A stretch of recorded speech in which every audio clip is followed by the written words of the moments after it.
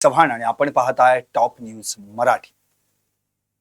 मस्साजोग येथील सरपंच स्वर्गीय संतोष देशमुख यांची क्रूर हत्या 9 डिसेंबर 2024 रोजी झाली आणि त्याच हत्येचे किंवा हत्या करतानाचे अत्यंत निर्घृण फोटो, क्रूर फोटो आपण सगळ्यांनी 3 मार्च 2025 या दिवशी संध्याकाळी पाहिले।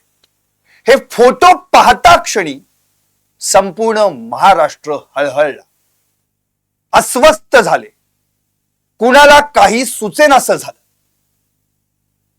संध्याकाळपासून 3 मार्चच्या संध्याकाळपासून आज तागायत महाराष्ट्रात हे फोटो पाहून प्रत्येक माणसाची एकच व्यथा आहे की संतोष देशमुख यांना इतक्या निर्दयीपणे, इतक्या क्रूरपणे हे मारणारे राक्षसच असावेत, दुसरं तिसरं कुणीही असू शकत नाही। कारण राक्षसच निर्दयी, राक्षसच पाषाण हृदयी, राक्षसच उलट्या काळजाचे असतात आणि त्याचंच दर्शन आपल्याला 9 डिसेंबर रोजी या सगळ्यांनी मिळून संतोष देशमुख यांची हत्या कशी केली त्याचे फोटो व्हायरल झाल्यानंतर झालं पाहायला मिळालं। केवळ 1-2 नव्हे, 15 व्हिडिओ आणि 8 फोटो या क्रूर कर्म्यांनी, या नराधमांनी आपल्याच मोबाईलवर काढले होते। शेवटी सीआयडीनं याच्यातल्याच महेश केदार या 6 नंबर क्रमांकाच्या आरोपीच्या मोबाईल मधून हे 15 व्हिडिओज आणि 6-8 फोटो कव्हर केले, रिकव्हर केले, हस्तगत केले, जप्त केले। त्यातला एक फोटो खरं म्हणजे बघता क्षणी बघू की बघू नको अशी परिस्थिती। कारण प्रत्येक फोटो काळजात रुतणारा, हृदयात इतक्या संवेदना उत्पन्न होतात हे फोटो पाहिल्यानंतर की अस्वस्थ व्हायला होतं। ते आता काय करू? इतक्या उत्तम सेवाभावी वृत्तीच्या माणसाला हे नराधम असे मारू शकतात, हे पृथ्वी तलावरचं खचितच एखादं उदाहरण असू शकतं। ज्या दिवशी हे फोटो माध्यमांवर व्हायरल व्हायला लागले त्याच दिवशी टॉप न्यूज मराठीने ही भूमिका घेतली की काही झालं तरी यातला एकही फोटो आम्ही आमच्या टॉप न्यूज मराठीच्या प्रेक्षकांना दाखवणार नाही। त्यातला प्रसंग फक्त आम्ही शब्दांनी मांडू, पण फोटो दाखवणार नाही, कारण आम्ही भावना शून्य नाही। कारण हेच फोटो संतोष देशमुख यांच्या कुटुंबियांनी पाहिल्यानंतर त्यांची परिस्थिती काय झाली असावी, त्यांची जी परिस्थिती होईल तीच परिस्थिती आमची होईल आणि तीच परिस्थिती आमच्या प्रेक्षकांची होईल। त्यामुळे प्रेक्षकांची मन जपणं, प्रेक्षकांची मन अस्वस्थ न करणं हा एकमेव उद्देश आम्ही त्या दिवसापासून जपला आणि जपतोय। मग आमचे मुख्य संपादक अजय कांबळे सर असतील किंवा आमचे रिपोर्टर्स, अँकर्स संकेत देशपांडे, समृद्धी जाधव, राजरत्न जोंधळे, माधुरी कुमकर, इतकंच नव्हे तर या सगळ्यांसोबत व्हिडिओ एडिटर्स म्हणून, कारण की प्रत्यक्षात ते फोटो एडिट करत असतात, पाहत असतात, त्यामुळे ते फोटो पाहणारे आमचे सागर दुबळे असतील, विशाल असेल, अक्षय असेल, चेतन असेल आणि आमचा कॅमेरामन, त्याला देखील मन आहे ना, कॅमेराशी मन जोडले त्यालाच कॅमेरामन म्हणतात ना, निलेश असेल, आमचे मार्केटिंग मॅनेजर असतील, आम्ही या सगळ्यांनी निर्णय घेतला की हे फोटो आम्ही दाखवणार नाही। आणि या सगळ्या फोटोंच्या माध्यमातून मात्र या क्रूर कर्म्यांनी संतोष देशमुख यांची कशी क्रूर हत्या केली हे मात्र आम्ही शब्दांमधनं मांडू, ती व्यथा, ते चित्र शब्दबद्ध करू आणि आमच्या प्रेक्षकांपर्यंत पोहोचू। कोण हसतंय, कोण खिदळतंय, कोण नाचतंय, कोण लघुशंका करतंय संतोष देशमुखांच्या तोंडावर, कोण अर्धमेल्या अवस्थेत असताना देखील त्यांचं शर्ट ओढतोय, पॅन्ट काढतोय। अरे कुठं फेडाल हे पाप? इतकी निर्दयी हत्या? अहो, त्यांनी जो गॅस वेल्डिंग केलेला पाईप वापरला ना, तो पाईप इतक्या वेळा त्यांच्या अंगावर मारलाय असुडासारखा की त्या पाईपाचे 15 तुकडे पडलेत आणि ते 15च्या 15 तुकडे सीआयडीनं अक्षरशः त्याचा फोटो काढून आरोप पत्रात जोडलेत। तो प्रतीक घुले संतोष देशमुखांच्या मुखावर त्यांनी लघुशंका केली नाही, तो सरकारच्या या निष्क्रिय सरकारच्या तोंडावर मुतलाय, तो या निर्दयी सरकारच्या तोंडावर मुतलाय, तो या निर्दयी सरकारच्या भोंगळ कारभारावर, अनादी कारभारावर, भ्रष्टाचारावर, या सगळ्या सरकारच्या अक्षरशः पूर्णपणे ढिसाळ नियोजन असलेल्या सरकारच्या कारभारावर मुतलाय. अहो कायदा व्यवस्थेवर मुतलाय तो. त्याला माहितीये मला काय फरक पडतो आणि मला कोण हात लावणार आहे. माझ्या माग माझा आका आहे, त्यांचा आका बाप होता, त्यांचा सुदर्शन घुले हा त्यांचा बाप. संतोष देशमुखांना हे वाक्य म्हणायला भाग पाडलं त्यांनी. बोला बोल, सुदर्शन घुले बाप आहे सर्वांचा म्हणून. या सुदर्शन घुले यांचा आका आणि सुदर्शन घुलेचा आका तो विष्णू चाटे. अरे एक समाजसेवक राजकीय पद जेव्हा तुम्ही उपभोगता ना, मग ते सरपंच पदापासून असो किंवा पुढे कुठलीही त्या राजकीय पदांमध्ये तुम्ही जेव्हा वावरताना, तेव्हा पहिल्यांदा तुम्ही जनतेशी बांधील असता विष्णू चाटे. तुम्ही तर एका तालुक्याच्या एका पक्षाचे अध्यक्ष होतात. कुठे गेली तुमची बांधिलकी? अहो शिकायचं होतं त्या संतोष देशमुखांकडून की बांधिलकी काय असते गावाशी. संतोष देशमुख म्हणून तर त्या गावाचे राजा होते. मस्साजोगकर म्हणतात ना, आमच्या राजाला न्याय द्या. आमचा राजा त्या दिवशी अन्न पाण्या वाचून तडफडून तडफडून मेला, म्हणून आम्ही अन्न त्याग करतोय. अहो इतकी भयानक दर्दनाक मौत आपण ज्याला म्हणतो ना, तसं कृत्य तुमच्या हातात घडलंय. म्हणून तर मी या लाईव्ह मध्ये स्पष्टपणे हेडिंग काढलंय, एक देव माणूस आणि 8 क्रूर राक्षस. राक्षस आहात तुम्ही. अहो तुम्ही केलेल्या नुसत्या कृत्याचे फोटो पाहून एका जीवानं जीव सोडला. जानेगाव केस तालुक्यामध्ये गाव आहे, तिथे अशोक हरिभाऊ शिंदे वय 23 वर्ष. तुमचे जेव्हा फोटो, तुमच्या काळ्या कृत्याचे फोटो बाहेर आले ना, तेव्हा अख्खा महाराष्ट्र बंद करायची तयारी जनतेनं केली होती. शेवटी बीड तालुक्यातला केस तालुका बंद पडला. त्या बंद मध्ये हा अशोक हरिभाऊ शिंदे वय वर्ष 23 वर्षांचा हा तरुण सामील झाला. पण ते फोटो पाहून तो इतका अस्वस्थ झाला, शेवटी घरी गेला, बहिणीला फोन केला आणि म्हणतोय, संतोष देशमुखांना मारल्याचे फोटो पाहून माझं मन अस्वस्थ झालंय, मला काही सुचेनासं झालंय. बहीण त्याची पुण्यात, तो तिकडे बीड मध्ये. समजावून सांगते बहीण, हो बाळा मी पण फोटो पाहून मी पण खूप अस्वस्थ झाले. पण नंतर त्यांचा संवाद खुंटला आणि तिकडे त्यानं आपला जीव दिला, गळफास घेऊन आत्महत्या केली. त्याआधी त्याने त्याच्या भावालाही फोन केला होता, पण भाऊ कामाच्या गडबडीत होता म्हणून पहिला फोन उचलला नाही. पण दुसरा फोन केल्यानंतर त्याला बातमी मिळाली ती थेट अशोक शिंदे यांनी केलेल्या आत्महत्येची. अहो केवळ अशोक शिंदे व्यथित झाले का? केवळ अशोक शिंदे अस्वस्थ झाले? नाही. महाराष्ट्रातली कितीतरी खंबीर मन तुटली, खंबीर मन दुखावली गेली, व्यथित झाली, अस्वस्थ झाली. त्यात एक मन आमच्या सगळ्यांचं होतं, आमच्या रिपोर्टर्स, अँकर्स, कॅमेरामन सगळ्यांचं होतं, माझंही होतं.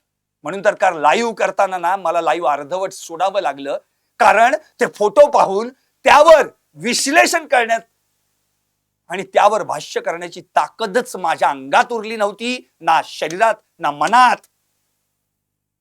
काय सांगू मी. पण पुन्हा एकदा सगळ्यांनी धीर दिला, सगळ्या प्रेक्षकांनी, आमच्या टीमनं, की नाही संदीप सर तुम्हाला हे मांडावं लागेल, कारण या क्रूर कर्म्यांनी इतक्या निर्दयीपणे संतोष देशमुखांना हाल हाल करून मारलंय, ते समाजाला सांगावं लागेल. आणि म्हणून मला या लाईव्ह मध्ये बसावं लागलं. एक देव माणूस 8 क्रूर राक्षस, अशी निर्गुण हत्या की फोटो पाहून एकाची आत्महत्या अशी परिस्थिती झाली. शेवटी संतोष देशमुख यांचे बंधू धनंजय देशमुख यांना बातमी कळाल्या ते जानेगाव मध्ये गेले आणि शिंदे कुटुंबियांचं त्यांनी सांत्वन केलं आणि म्हणाले शेवटपर्यंत ही लढाई लढायची आहे, धीर सोडून चालणार नाही, तुम्ही सगळे माझ्यासोबत असायला हवेत.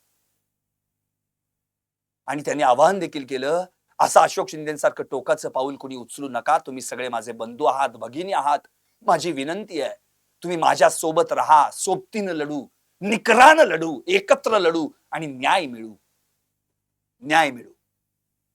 हा न्याय मिळवण्याचाच प्रयत्न सगळीकडे चालू आहे. त्याचं कारण संतोष देशमुख यांच्या हत्येतील जे गुन्हेगार, जे आरोपी आहेत ना, त्यांना कोणत्याही परिस्थितीत शिक्षा व्हायलाच पाहिजे. आणि ही शिक्षा तेव्हाच होईल जेव्हा आपण सगळे एकजुटीनं लढू. आपण सगळे एकजुटीनं हा लढण्याचा जो पुढचा भाग आहे तो प्रयत्न करू आणि काही झालं तरी संतोष देशमुख यांना न्याय देऊ हा प्रयत्न करू. उरली गोष्ट संतोष देशमुख या व्यक्तिमत्वाची. निडर, भीती नव्हतीच त्यांना, कारण की वाईट असं काही केलंच नाही, कर नाही त्याला डर कशाला. सतत गावकऱ्यांचा विचार, स्वतःचं घर 4-5 पत्र्यांचं, अगदी 2-4 भिंती, पण गाव बघा जाऊन किती सुंदर, सुजलाम सुफलाम, पाण्याची सोय, सगळी सोय. उलट पाणी मिळावं गावाला म्हणून किती धडपड, किती प्रयत्न. गावकऱ्यांना, गावातल्या बेरोजगारांना रोजगार मिळावे म्हणून धडपड. हो, संतोष देशमुख आता तुम्ही पाहताय समोर, त्यांच्या कुटुंबियांचे काही हसरे फोटो, काही सुखातले प्रसंग मी या पुढे तुमच्या पुढे मांडतोय या लाईव्हच्या माध्यमातून. संतोष देशमुख हे व्यक्तिमत्व म्हणजे सेवाभावी वृत्ती जपणार. अहो, ते भले मराठ्याचे, पण त्यांची शेत जमीन कसत कोण होतं माहितीये? वंजारी समाजातली व्यक्ती. कुठला भेद? मराठा व्यक्तीची शेत कसत होते, जमीन कसत होते वंजारी, त्यांनी कधी भेद नाही पाळला. हो, तुम्ही कोण आले भेद करणारे? बौद्ध समाजातील व्यक्तीला गावातल्या मारहाण केली म्हणून धर्मजात बघितला नाही, माझ्या गावातला आहे मला माहित नाही, त्याला मारहाण झाली म्हणून ग्रामस्थांना घेऊन संतोष देशमुख आवाजा कंपनीच्या आवारात गेले. आपण कोण आहोत भेद पाळणारे? संतोष देशमुखांकडे भेदाभेद नव्हता, भेदाभेद अमंगळ ही भूमिका त्यांना मान्य होती आणि त्याच भूमिकेतून ते जगले. सेवाभावी वृत्तीचा निडर सरपंच. हा सरपंच म्हणजे अगदी आळस नावाचा शब्द त्यांच्या डिक्शनरीतच नाही. सतत गावासाठी विचार, गावचा विकास, सतत गावाचा विकास, लहानपणापासूनच चपळ, सगळ्या खेळांमध्ये सहभाग, गावकऱ्यांमध्ये सहभाग. मुळात त्या गावातले ते नव्हतेच. आजोळ म्हणून गावी आले आणि त्या ठिकाणी राहिले.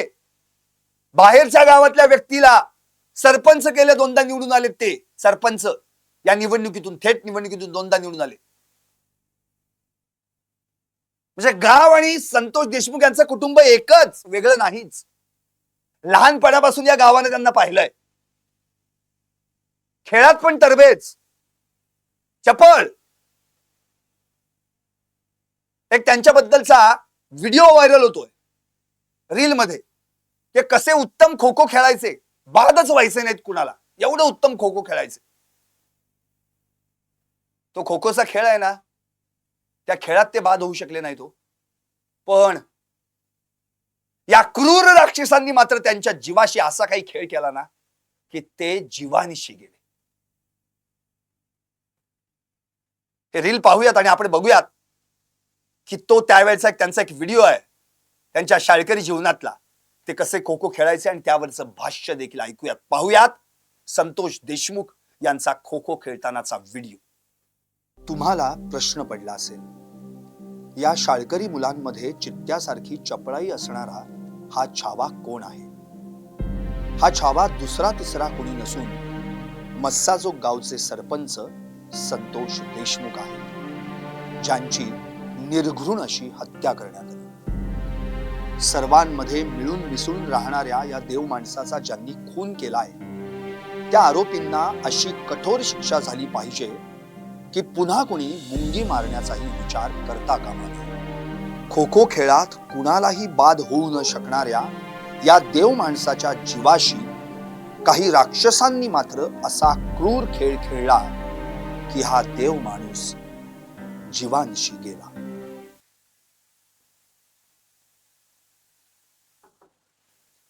पाहिलत ना कशी चित्त्यासारखी चपळाई होती त्यांच्या अंगामध्ये. पण या 8 राक्षसांनी याच संतोष देशमुखांना अक्षरशः रिंगण घालून मारलं. अहो 8 राक्षसांच्या तावडीत एक देव माणूस सापडला, निशस्त्र, साधा भोळा, जो गावावर प्रेम करणारा. त्याची काय हालत केली या लोकांनी. त्यांच्या जीवाशी असे काही खेळले की त्यांचा जीव गेला, ते जीवानिशी गेले. तो सगळा प्रसंग 9 डिसेंबरचा अत्यंत भयानक, अत्यंत भयानक. 9 डिसेंबरला काय झालं माहिती आपल्याला सगळ्यांना. हे फोटो पाहिल्यानंतर तो प्रसंग समोर येतो. 9 डिसेंबर दुपारची 3:15 वेळ. शिवराज देशमुख त्यांचे आते भाऊ एका 2 व्हीलर वरून टिबल सीट निघाले होते मस्साजोग गावाकडे, आणि संतोष देशमुख आपल्या गाडीतून एकटेच निघाले होते मस्साजोग गावाकडे. लातूरवरून आले होते, केजला गेले, काही कामं असतील, आणि ती कामं उरकता उरकता आता त्यांना निघायचं होतं. त्यामुळे ते गेले पुढे. मस्साजोगला जायचं. आईने तिथं जेवण बनवून ठेवलेलं आहे, उपवास आहे, करणार काय. एकतर दिवसभर पोटात काय अन्न नव्हतं. त्याच वेळी ती गाडी शिवराज देशमुख यांनी पाहिली. शिवराज देशमुख त्यांचे आते भाऊ, त्यांनी फोन केला संतोष देशमुखांना की अण्णा गाडीत जागा आहे का, मी येऊ का. संतोष अण्णा म्हणाले आहे जागा बाबा, ये. गाडी कुठेतरी थांबवली. शिवराज देशमुख गाडीत बसले. आता शिवराज देशमुख ड्रायव्हिंग सीटवर बसले आणि संतोष अण्णा डाव्या बाजूला बसले. गाडी निघाली. अगदी एक 5-10 मिनिटाच्या अंतरावर 3:25 3:30 झाले असतील, डोणगाव फाट्यावर आले. उमरी टोल नाका म्हणून आहे तिथे. गाडी थांबवली का, तर टोल नाका आहे ना. त्या टोल नाक्याच्या परिसरात आल्यानंतर लेन मधून गाडी पास करायची असते, पण स्पीड कमी झाला. पण त्यांना कुठं माहितीये की आपल्या गाडी मागे एक आपलाच कोणतरी पाठलाग करतोय. आपल्या मागे आपली गाडी आहे, आपल्या मागे कोणतरी कोणाची तरी गाडी याची पाठलाग करते, त्यांना माहितच नाही. पुढे त्यांनी ज्या लेन मध्ये गाडी घुसवली, त्याच्या दुसऱ्या लेन मध्ये शेजारीच लागून असलेल्या एक ब्लॅक स्कॉर्पिओ उभी होती. ही ब्लॅक स्कॉर्पिओ होती या सुदर्शन घुलेची, ज्यात ही सगळी टाळकी, सगळे गुंडपुंड बसले होते. सुदर्शन घुले, प्रतीक घुले, सुधीर सांगळे, महेश केदार, जयराम चाटे आणि कृष्णा आंधळे, हे 6 जण. त्यांना वाटलं या लेन मधून संतोष देशमुख गाडी आणतील, म्हणजे आडवी घातलेली त्यांनी. पण संतोष अण्णांनी लेन दुसरी पकडली होती आणि दुसऱ्या लेन मधून त्यांनी गाडी घातली होती. हे त्यांच्या लक्षात येताच सुदर्शन घुलेनं ती गाडी त्या लेन मध्ये घुसवली त्यांच्या समोर. म्हणजेच संतोष देशमुख अण्णा यांची गाडी अशी मस्साजोगकडे तोंड करून आणि सुदर्शन घुलेची गाडी केजकडे तोंड करून, म्हणजे संतोष देशमुख यांची गाडी इथे त्यांच्या पुढे तोंड करून सुदर्शन घुलेची गाडी आणि संतोष देशमुखांच्या गाडी मागे त्यांचा पाठलाग करणारी एक गाडी. आता संतोष देशमुख 2 गाड्यांच्या मध्ये अडकले. भरती लेन मधून इकडे तिकडे पण जाता येईना. पटापट पटापट त्या स्कॉर्पिओ मधून 1-2 जण उतरले. त्यांनी घेतला दगड आणि त्या ड्रायव्हिंग सीटवर घातला, दरवाजावर. तो घातल्यावर नंतर त्यांनी दरवाजा उघडला आणि शिवराज देशमुख बाहेर पडले. 2-3 चापटी मारल्या त्यांना. पण त्यातल्या एकाच्या लक्षात आलं की अरे हे नाहीत ते, हे सरपंच नाहीत, हे संतोष देशमुख नाहीत. मग लगेच कोणाला तरी क्लिक झालं, संतोष देशमुख डाव्या बाजूला बसलाय. मग सगळे गाडीच्या डाव्या बाजूला गेले. आता त्यांना हे माहितच नव्हतं. त्यांना टिप देणाऱ्या टिपरनी फक्त एवढंच सांगितलं होतं, संतोष देशमुख एकटे निघालेत, आम्ही त्यांच्या मागे आहे. तर त्यांना वाटलं ड्रायव्हिंग सीटवर संतोष देशमुखच आहेत. मग यांनी दगड ड्रायव्हिंग सीटवरच घातला, ड्रायव्हिंग सीटच्या दरवाजावर. निघाले भलतेच. पण त्यांना 2-3 चापटी मारले, त्यांना बाहेर काढलं. त्यांना घेणं नव्हतं संतोष देशमुखांची. त्यांनी लगेच संतोष देशमुखांना गाडीतनं उचललं बाहेर काढलं, तिथं मारलं त्यांना पहिले, मग ओढत ओढत नेऊन आपल्या गाडीत घातलं, त्या ब्लॅक स्कॉर्पिओ मध्ये. आता ब्लॅक स्कॉर्पिओ तर अशी आहे त्या सुदर्शन गुरुची 3333. आता केज कडे जायचंय, बरं अडकली लेन मध्ये, मग तशीच रिव्हर्स घेतली आणि दुसऱ्या लेन मध्ये आले आणि त्या लेन मधून सुसाट करत केजच्या दिशेने पुढे गेले. आता उमरी टोल नाक्यावरून ते पुढे गेले आणि उमरी टोल नाक्याच्या पुढे गेल्यानंतर त्यांनी उमरी कारखाना इथून राईट मारला. तो राईट जो जातो उजवीकडे, तो जातो पाची आंबा. टाकडी मधली ही एक वस्ती आहे. ही पाची आंबा वस्ती याच गुंडांनी, या गुंडांचं ते ठिकाण आहे. इथं कुणालाही आणायचं, मारझोड करायची, बदड बदड बदडायचं, निर्जन वस्ती. आता याच पाची आंबा इथं घुलेचं शेत आहे, त्या सुदर्शन घुलेचं, त्याच शिवार सगळी. त्यामुळे त्या शेतात नेलं त्यांना. पण उमरी टोल नाक्यावरून राईट साईडला जाताना आधी डोक्यात होता खदानीकडे न्यायचं त्यांना. पण त्या खदानीकडे नेताना तिथं काही ज्येष्ठ मंडळी बसली होती, कीर्तन चालू होतं. त्यातल्या एक दोन जणांनी त्यांना अडवलं, थांबा, काय करताय इथं, काय करू नका, अहो देव माणूस आहे तो, त्याला कशाला काय करताय, निघा इथून, असं बोलले होते. चपापले. त्यांनी पुन्हा तिथनं गाडी वळवली आणि आपल्या नेहमीच्या ठिकाणी नेली, पाची आंबा. पाची आंबा काय तुम्हाला आणखी क्लिअर करू? अहो याच पाची आंब्यावर डॉक्टर वायबसे मुकादम, ही सगळी गँग, कृष्णा आंध्रे, सुधीर सांगळे, सुदर्शन घुले, चिले चपाटे, यांचं काम काय, सगळी मुकादम ना. तो डॉक्टर की सोडून तो मुकादमच झाला होता. तो डॉक्टर संभाजी वायबसे, सुदर्शन घुले हा पण यांचा टोळीचा म्होरक्या, आणि तो कृष्णा आंध्रे, वीट भट्टी कामगार, त्यांची टोळी, आणि या सुदर्शन घुलेची ऊस तोडणी कामगारांची टोळी, त्यांचा मुकादम हा. हे काय करायचे धंदा, एखाद्याला उचल द्यायची, आणि जर त्यांनी उचलची परतफेड केली नाही की त्याला उचलायचा, गाडीत घालायचा आणि याच टाकडी मधल्या पाची आंबा या ठिकाणी आणायचं, या निर्जन वस्तीमध्ये, आणि बदड बदड बदडायचा. त्यामुळे त्यांचं ते ठिकाण ठरलेलं. त्यामुळं त्यांनी तिथून उचललं आणि नेलं कुठं, त्या पाची आंब्यात. आता तिथं तर नेलं, आणि पुढं काय केलं हे तुम्हाला सांगायची गरज नाही. मग त्या ठिकाणी त्या मोकळ्या गायरानात, चिंचोली म्हणून गाव आहे, त्या मोकळ्या गायरानात संतोष देशमुखांना गाडीतून बाहेर काढलं आणि मारायला सुरुवात केली. अहो साधं सुद्धा नाही हो मारलं, इतकं भयानक. कोयता, कत्ती, फायटर, क्लच वायर, वेल्डिंग केलेला गॅस पाईप, एवढं सगळं साहित्य त्यांच्याकडे होतं. आधीच गाडीत शस्त्र होतीच, ती सगळी शस्त्र घेतली आणि संतोष देशमुखांना मारायला सुरुवात केली.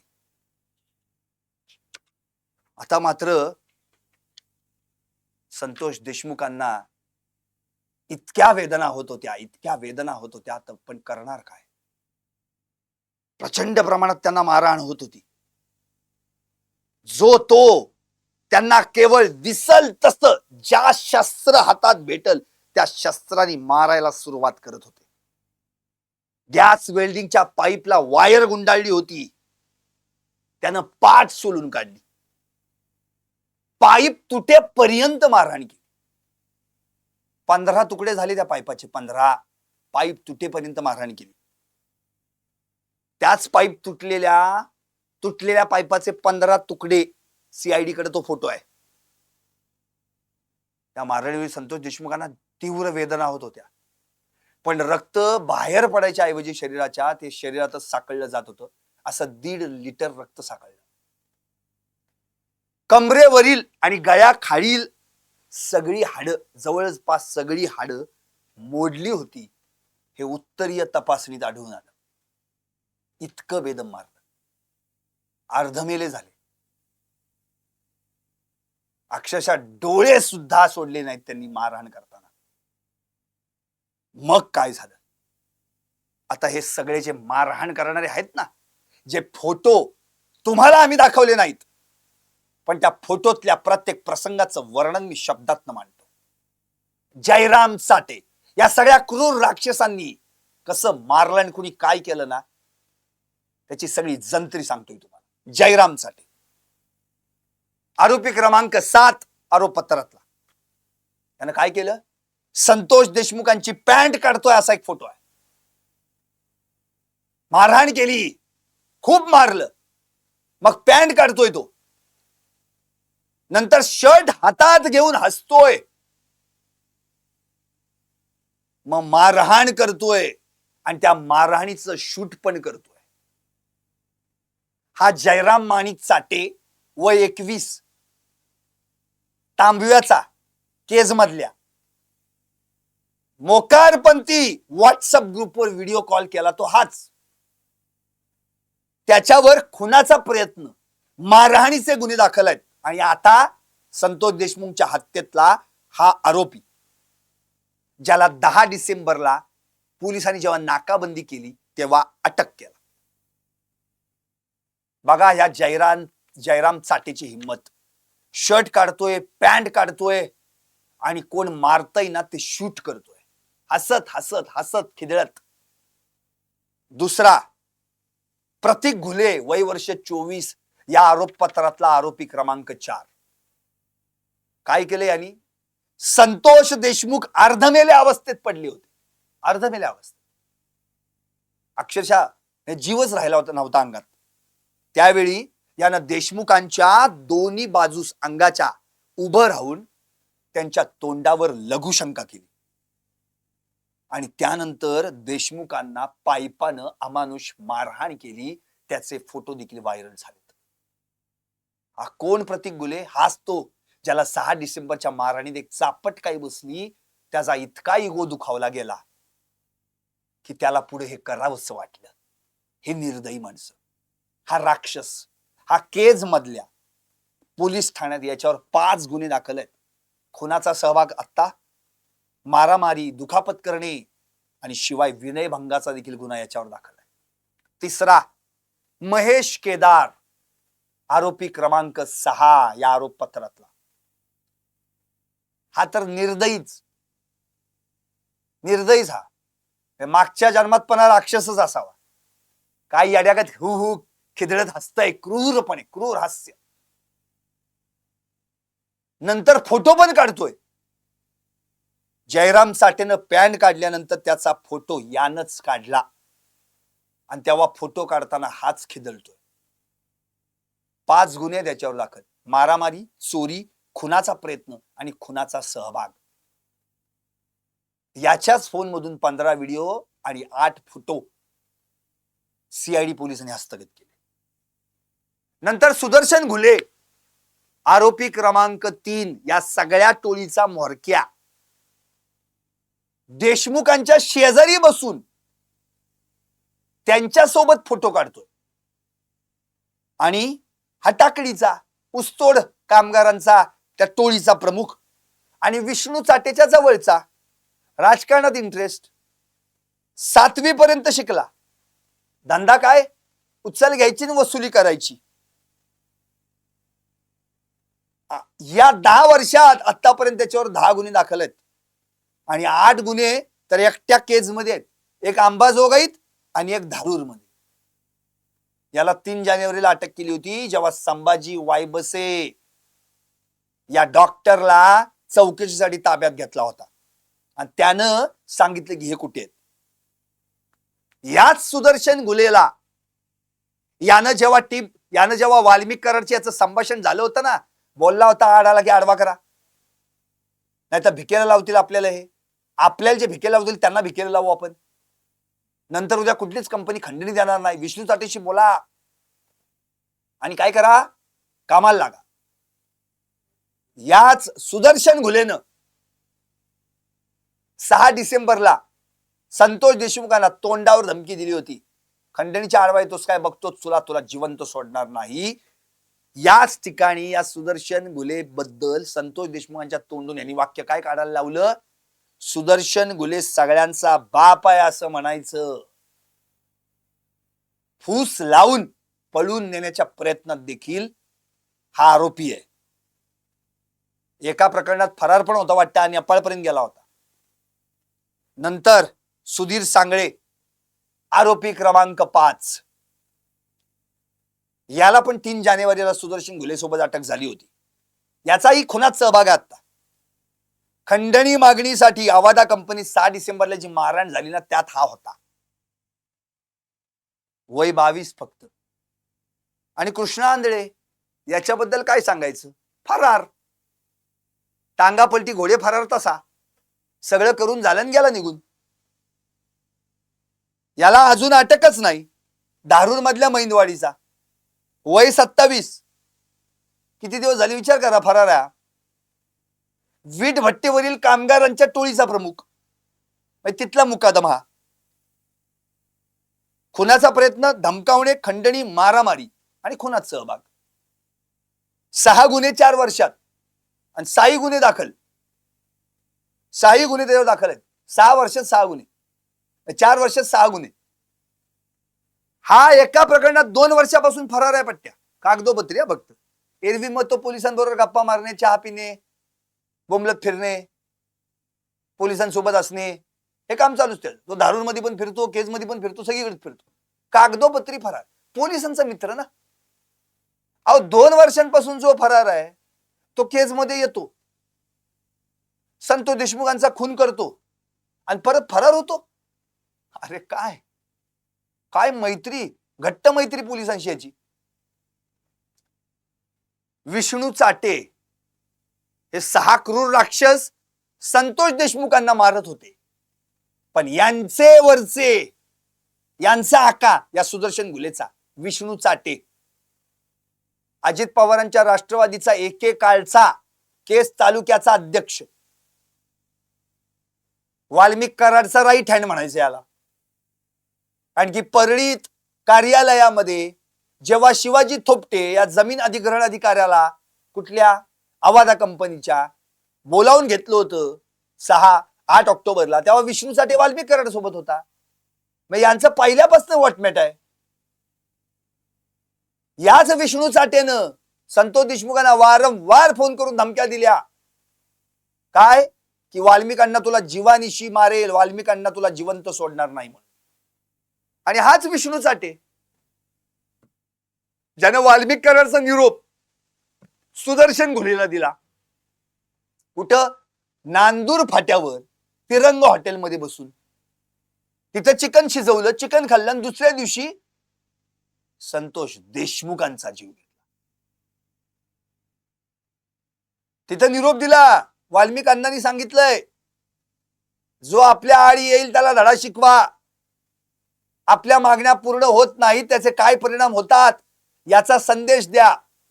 लागला सुदर्शन घुले कामाला. हाच तो विष्णू चाटे.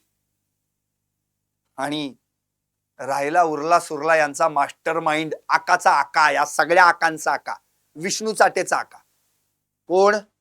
अर्थातच वाल्मिक कराड. याच्याबद्दल काय बोलायचं आता.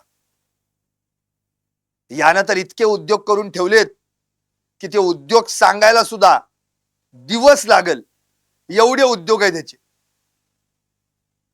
तरी ऐकवतो. वाल्मिक कराड 115 कोटींची संपत्ती या पट्ट्यानं जमवलीये. 115 कोटी कशाला म्हणतात? एवढंच नव्हे, या वाल्मिक कराडनं या एवढ्या बेहिशेबी मालमत्ता जमवली की त्यात गाड्या वेगळ्या, फोन वेगळे, इतकी मालमत्ता या पट्ट्याकडे आहे. आणि हे सगळं त्याच्याकडे आहे. त्याचं कारण त्याचा आका.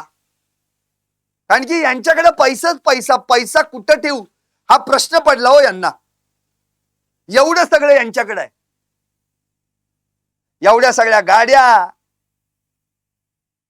Hyva, Ashok Leyland, Mercedes, Land cruiser.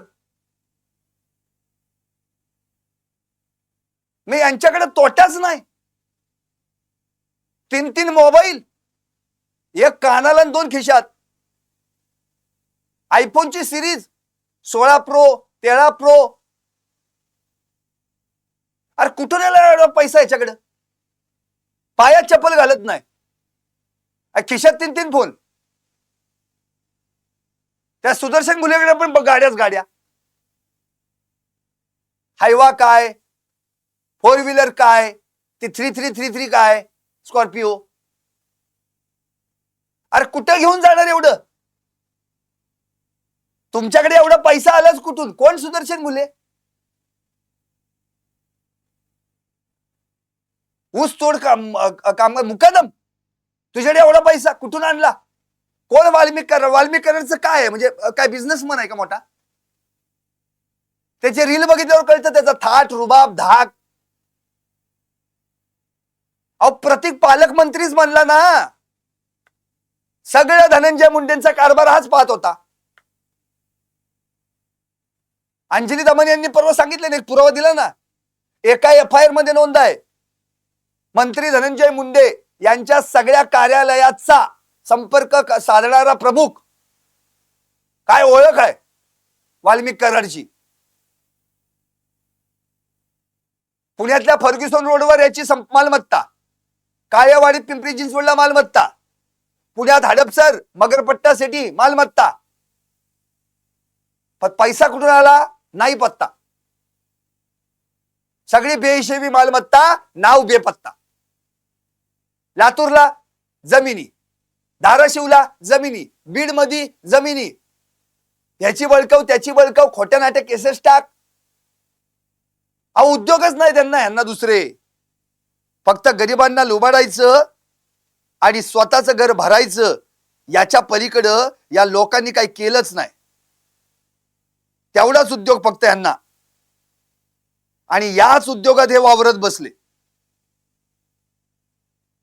आता हे एवढे सगळे राक्षस जेव्हा एका देव माणसाला घेरतात तेव्हा काय करणार होतो? अहो कितीही चपळाई असली ना तरी जेव्हा समोर असे राक्षस उभे असतात, जे हा हा हा हसून क्रूरतेने निर्दयतेने खिदळून, कधी रॉडनं तर कधी पाईपानं तर कधी फायटरनं कधी वायरनं मारतात ना, तेव्हा काय करणार हो बिचारा हा? कुठं पळून जायचं आणि कसा पळणार तो? ही एवढी सगळी राक्षसी वृत्ती या सगळ्यांच्या आत दडलेली होती. आधी घुमावलं इकडून तिकडं तिकडून इकडं, आणि मग चिंचोलीच्या गायरानात नेऊन मारलं त्यांनी. चिंचोली बघा, मुळातच यांना घेतलं कुठून? उमरी टोल नाक्यावरून. तिथून पुढे काय केलं?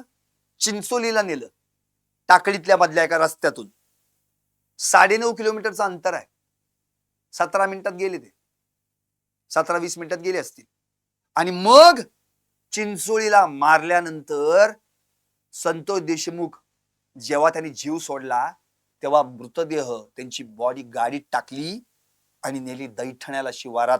ते पण अंतर आहे 9-9.5 किलोमीटरचं, आणि तिथं टाकून दिली. इतके निर्दयी आणि क्रूर होते हे राक्षस. या राक्षसांनी जे काही केलं त्याचा सगळा कच्चा चिठ्ठाच मी तुमच्या समोर मांडलाय. जेव्हा फोटो बाहेर आले ना, अहो लोक रडले, हळहळले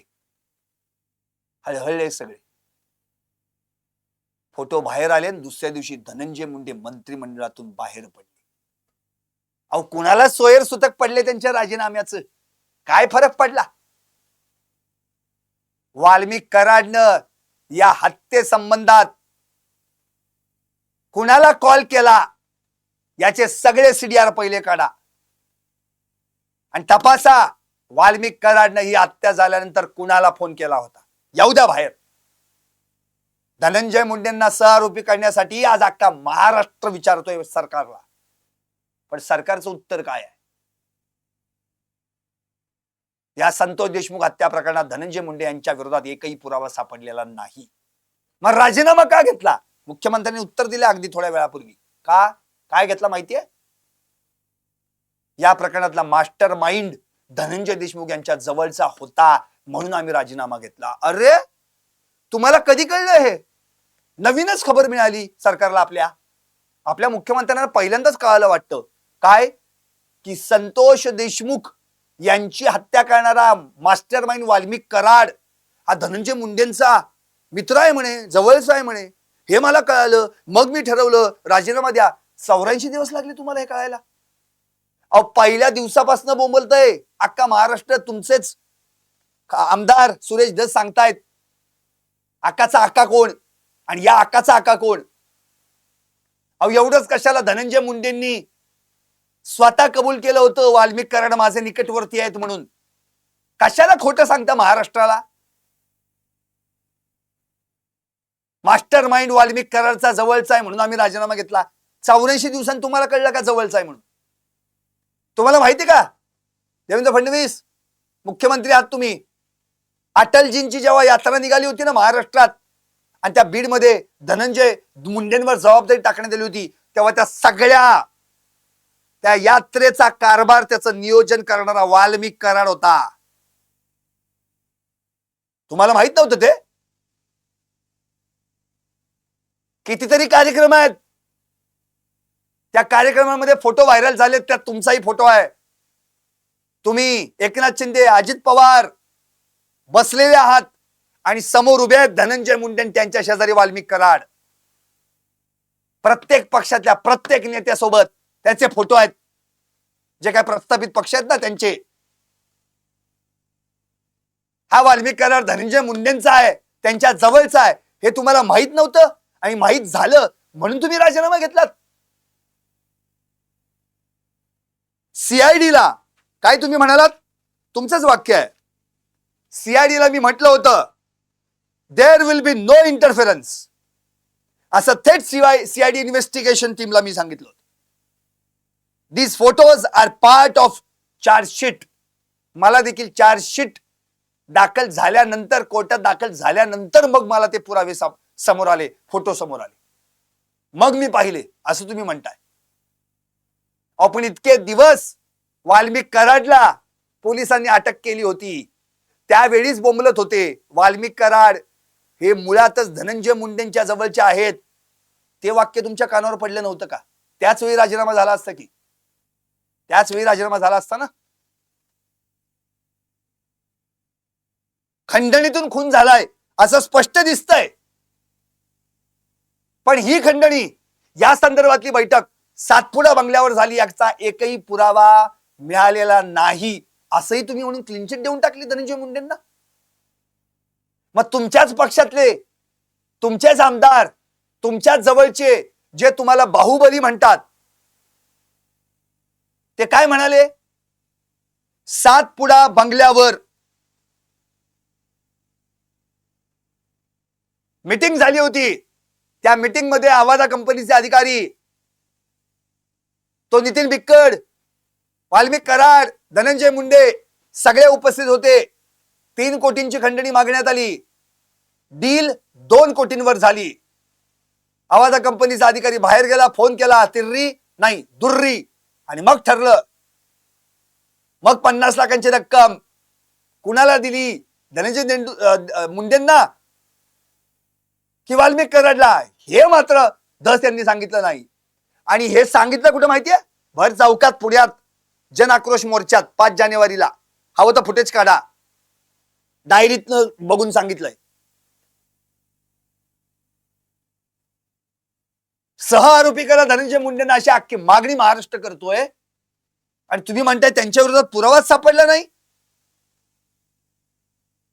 सीआयडीला एखादा जरी पुरावा मिळाला असता की मुंडे याच्यात इन्व्हॉल्व्ह आहेत तर, आणि बंगल्यावर बैठक झाली हे कळलं असतं तर आम्ही आधीच त्यांच्यावर कारवाई केली असती असं तुम्ही म्हणताय. आणि परत काय म्हणताय, लोक भावनांवर चालतात, but prosecution depend upon hard evidence.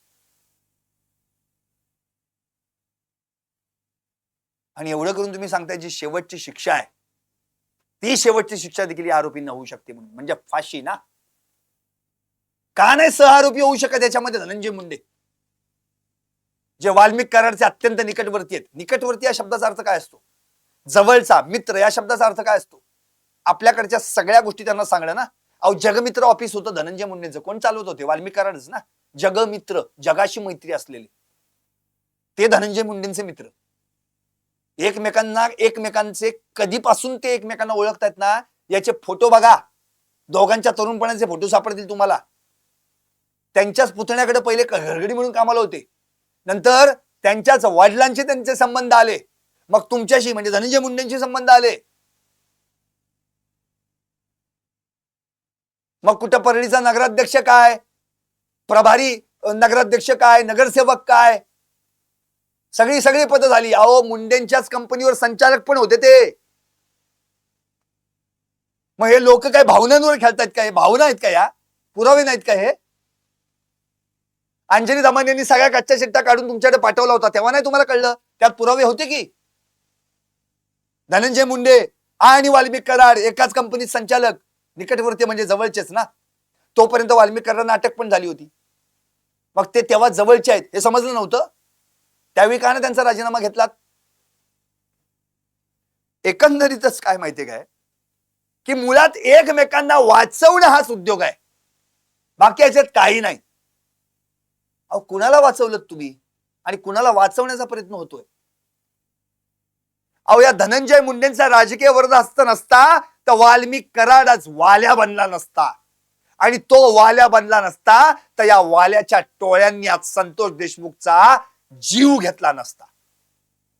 हा संतोष देशमुखांचा जीव गेलाय ना, तो या टोळीमुळे नाही, या टोळीच्या वरदहस्त असलेल्या वाल्मिक कराड आणि त्याच्या सगळ्या आकांमुळे.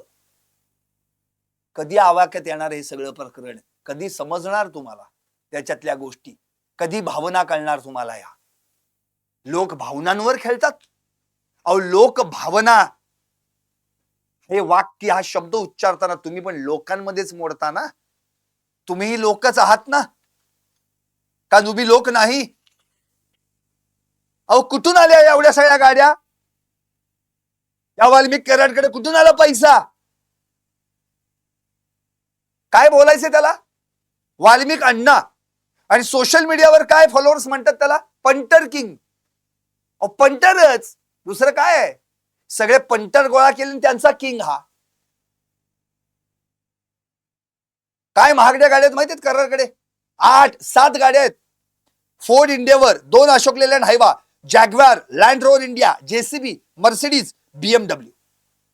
त्या सुदर्शनकडे 4 महागड्या गाड्या, त्या घुलेकडे Toyota Innova, tractor 2 Mahindra and Mahindra, आणि ब्लॅक रंगाची स्कॉर्पिओ. आता एवढं सगळं जर यांच्याकडे आहे, या वाल्मिक कराडकडे काय आहे? काय होता माहिती तुम्हाला? गोपीनाथ मुंडेंकडे घरगडी. त्याच्या आधी काय होता माहिती? जत्रेत पिक्चर दाखवून पैशावर पैसे कमवायचा, पिक्चर दाखवायचा पैसे कमवायचा जत्रेमध्ये. या माणसाकडं पिक्चर दाखवता दाखवता त्याचाच पिक्चर ओपन झाला ना सगळा. आणि क्लायमॅक्स काय? क्लायमॅक्स जनता ठरवणार, क्लायमॅक्स हा खटला ठरवणार, क्लायमॅक्स जनभावना ठरवणार. कारण की तुम्ही जे सगळं बोलताय ना, इथं धनंजय मुंडेंचा काही संबंध नाही, या गोष्टीचा काही. अहो हे चुकीचं आहे. या सगळ्या गोष्टी तुम्हाला माहिती आहेत.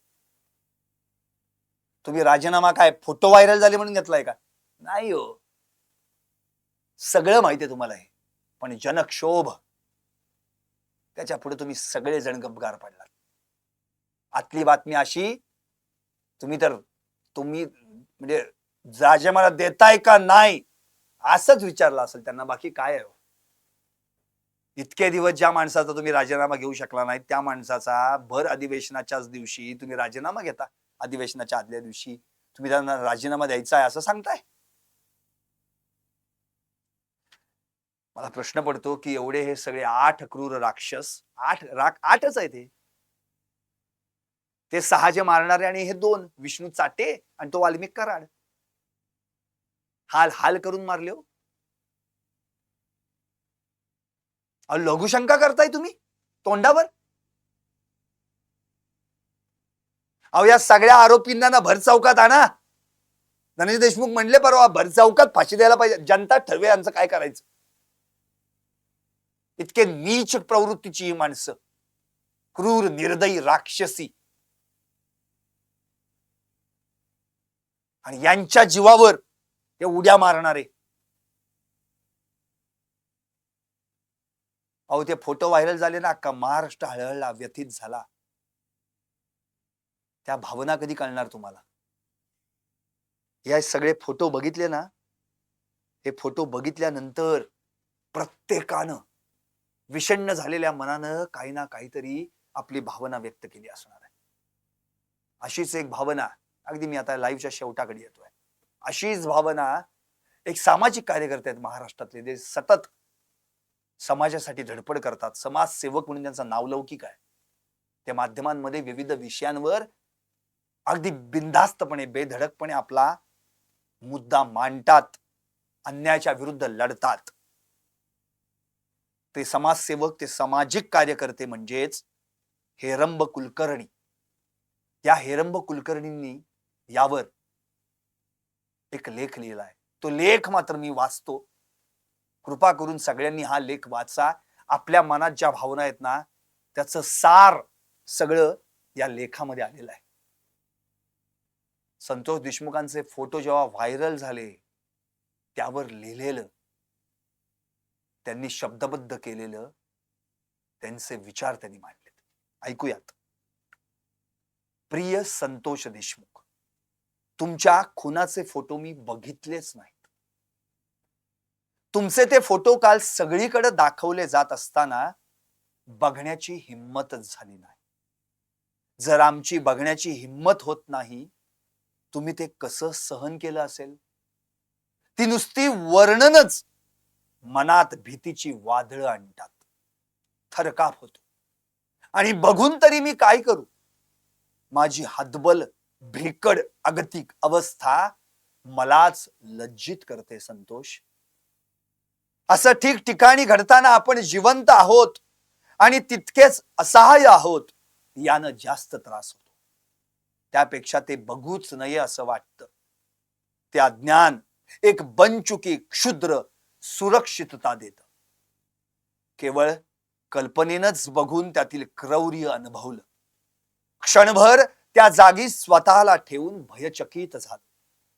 मृत्यू क्षणाक्षणाला जवळ येताना आणि जीवाची काहिली होताना, सहन होत नसताना पाईप तुटेपर्यंत होणारी मारहाण, मृत्यूच सुटका करील यातून, अशी आगतिक मनस्थिती आणि अखेरच्या क्षणी बायको मुलांचे डोळे समोर येताना, डोळ्यात अश्रू येताना, समोर निर्लज्ज हसणारे हैवान, आणि शेवटी लायटरनं डोळे जाळल्यावर फक्त अंधार जगण्याचा आणि मरण्याचा.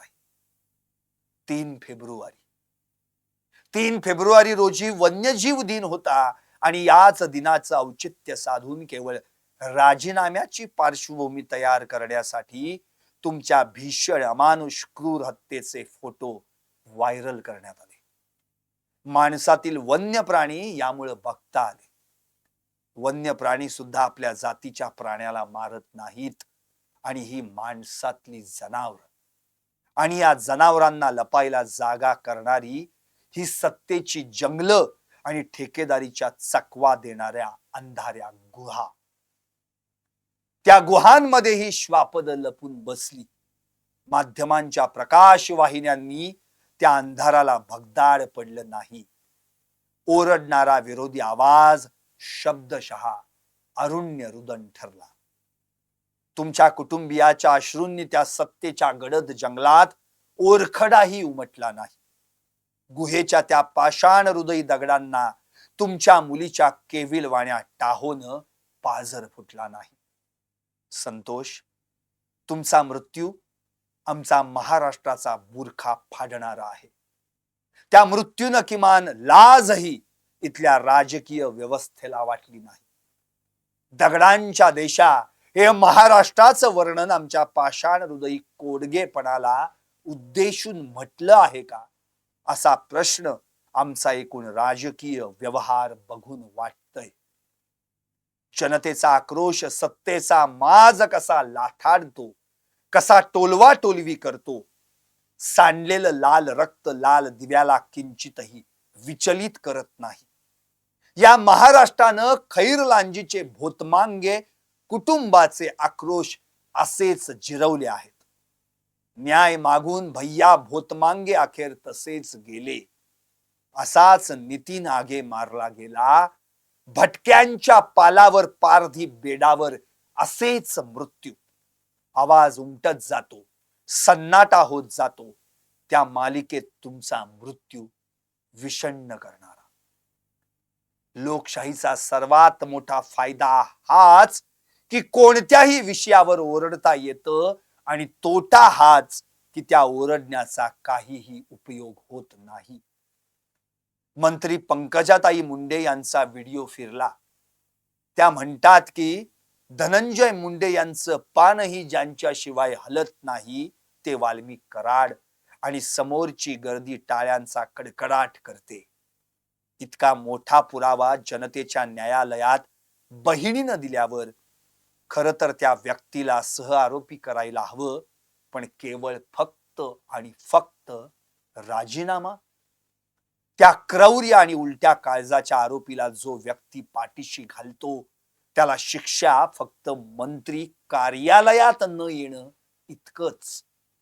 पण त्यासाठी तुमच्या भावाला दुःख विसरून मरण्याची धमकी द्यावी लागते. बीड जिल्ह्याची धर्मसत्ता, तिथली जात संस्था, राज्याची राजसत्ता यांच्या माग उभी राहते. ज्याच्या मांडीला मांडी लावून आपण बसतो त्याबद्दल इतर मंत्रिमंडळ सदस्यांना काहीच वाटत नाही आणि शेवटी अधिवेशन सुरळीत चालावं, तिथं कोंडी होऊ नये म्हणून सालसूतपणे राजीनामा घेतला जातो, म्हणजे केवळ सोय म्हणून. राजीनाम्याची पार्श्वभूमी म्हणून फोटो व्हायरल केले जातात, हे हत्ये इतकंच क्रूर आहे. केवळ राजीनामा देण्याचा दबाव निर्माण होण्यासाठी पार्श्वभूमी म्हणून हे फोटो वापरले गेले. यावरूनच सत्तेचे हे ठेकेदार किती गणिती आणि खेळी खेळण्यात रमले आहेत. संवेदना नावाची गोष्ट कितीतरी कोसो दूर आहे. सत्तेत असणाऱ्या नेत्यांनी सामान्य माणसांना आदर्श घालून द्यायचा असतो. तिथं एक माणूस 2 लग्न करतो, त्याची बेशरम कबुली नाईलाजानं देतो. ती पत्नी गावात आल्यावर तिच्यावर इतर महिला पाठवून पत्नीवर अॅट्रॉसिटी लावतो. स्वतःच्या बायकोला 14 दिवस तुरुंगात पाठवतो आणि त्याच्याही पुढे जाऊन गावागावात असे क्रूर कर्मे पाठीशी घालतो. आणि असा माणूस तुरुंगात टाकणं दूरच, पण केवळ राजीनामा घेण्यासाठी 84 दिवस संपूर्ण मीडिया, सोशल मीडिया, आमदार, विरोधी पक्ष टोकाला जातो तेव्हा फक्त पदावरून दूर केलं जातं. शिक्षा तर दूरच. काल अंजली दमानिया यांचे अश्रू या हतबल संघर्षाचे प्रतीक होते. अंजली दमानिया यांचे अश्रू कुणीच या उजळ माथ्यानं वावरणाऱ्या गुन्हेगार रक्षक व्यक्तीला हात लावू शकत नाहीत, ही हतबलता सांगत होते. ती अगतिकता आज गावागावात लोक अनुभवत आहेत. हे प्रकरण माध्यमांनी लावून धरलं म्हणून अन्यथा असंच दडपलं गेलं असतं. हे बघून वाटतं की तुमचं खरंच चुकलं संतोष. उगाच जीव पणाला लावला. त्या 2 कोटी खंडणीत वाटा मागायला हवा होता. जीव वाचला असता आणि त्या पैशावर राजकारण करायला हवं होतं. तिथल्या पुढच्या अनेक निवडणुकीचा निधी वाल्मिक आणि मुंडेंनी मिळवून दिला असता. असल्या उलट्या काळजाच्या राजकारणात का जीव पणाला लावलात तुम्ही? राजीनामा घेण्यासाठी इतका जीव टांगणीला लावणारी ही व्यवस्था सहआरोपी करण्यासाठी काय करायला लागेल आणि ते करायला उतरणार तरी कोण आहे संतोष? हेरंब कुलकर्णी. खरंच हा लेख, हे पत्र, त्यांचे शब्द संतोष देशमुखांना जरी लिहिले गेले असले तर या पत्रातून या सगळ्या व्यवस्थेला, या सरकारला आसूड मारणारे ठरतात. पण हा आसूड त्यांच्या पाठीवर उमटत नाही, कारण की यांनी यांच्या पाठीवर राजसत्तेचं चिलखत घातलेलं आहे. आसूड फुटेल, चिलखत तुटत नाही. सत्ता आणि त्या सत्तेतून पैसा, पैसेतून उन्माद आणि उन्मादातून परत सत्ता, परत पैसा, परत उन्माद, हे कालचक्र वर्षानुवर्ष चालतच चाललंय. आणि तुम्ही आम्ही संतोष देशमुख यांच्यासारखी माणसं आपला जीव गमावतच चाललोय. या पलीकडे काय बोलणार? एक देव माणूस, 8 क्रूर राक्षस, अशी निर्घृण हत्या की ते फोटो पाहून एकाची आत्महत्या. पाहत रहा टॉप न्यूज मराठी. आपला महाराष्ट्र, आपली बातमी.